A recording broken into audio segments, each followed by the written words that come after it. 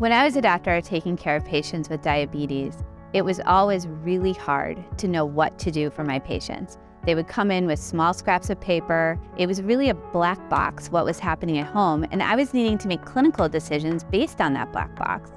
Too often people have a doctor's visit, maybe have another one 6 months after, but what happens in between? And that's where chronic disease outcomes especially can be influenced, and that's where we step into support.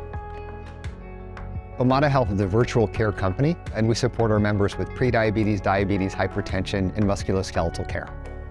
One of the amazing things about virtual care is you can personalize with data in ways you never could in an in-person care environment. So it's not about just taking learnings for what's worked in person and scaling them. It's about making them better and more personalized through iterative learning. Really watching what areas of the application and the software your members are leveraging the most, how your care teams are using the tools that they have, and bit by bit leveraging that to improve continuously. Omada is all about is the personalized care. So the members that I work with, they're tracking the foods they eat, they're tracking their activity levels, they're tracking their blood glucose levels.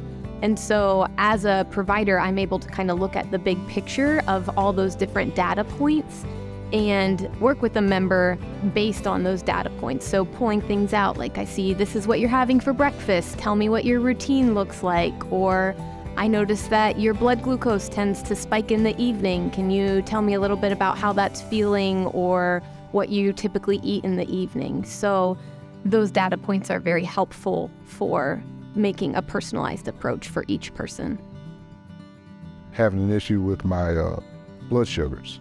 I posed to her, having an issue with my blood sugars, need to try to get them in control. And she immediately said, if you were on insulin, I would maybe recommend that you get the monitor to look at and track your numbers. And I was like, okay, this could work. And so I tried it and it did work. The coaches are as much invested in me being better as I am. Anything that they're telling me is for my own good. It's not like they're going to try to dictate to me. They want to work with me. At first I was kind of skeptical, and now it's like, yeah, this is pretty cool. Steve and I have been working together for a little over a year, and we've never gotten the chance to meet in person. So, it's digital and you're talking through text, but you really do get a sense of who each member is that you're working with. The relationship that you build is very real. Steve! Can I give you a hug? Yeah, sure. Oh, it's so nice to meet you. How cool.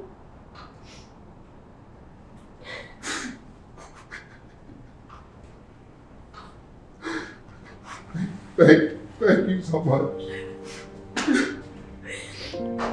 This is really cool. Kristen has been probably my biggest supporter, the person who's encouraged me the most in the program.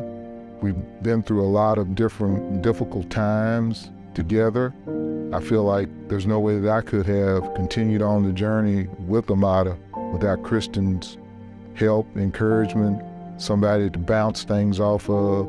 Anytime I have had ideas about some things that I wanted to try or recipes, Kristen's been very instrumental in any success that I've had in the program.